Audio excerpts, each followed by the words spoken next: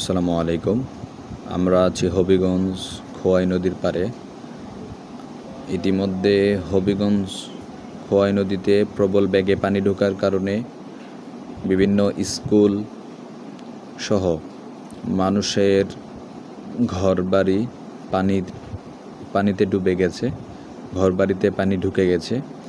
তো যার কারণে মানুষ আতঙ্ক অবস্থায় আছে। আপনারা জানেন, ভারত থেকে পানি ছেড়ে দেওয়ার কারণে হবিগঞ্জ খোয়াই নদীর পানি বৃদ্ধি পায়।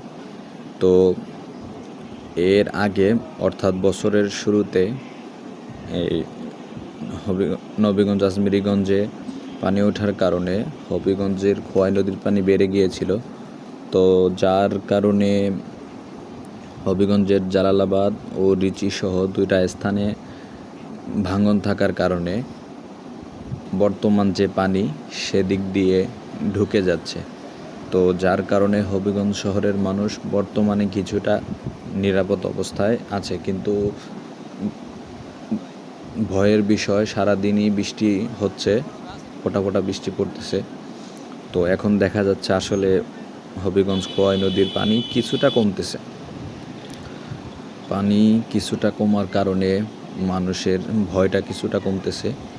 তো আমরা অনেক অনলাইনে দেখছি, মানুষ বলতেছে যে বাঁধ ভেঙে পানি ঢুকতেছে বা শহর ডুবে যাবে, এরকম আশঙ্কা ছিল। কিন্তু বর্তমানে পানি কমার কারণে এই আশঙ্কাটা নাই। তো হবিগঞ্জ সহ আরও হবিগঞ্জের মতো চুনারঘাট, বাহুবলের রাস্তায়ও পানি উঠছে।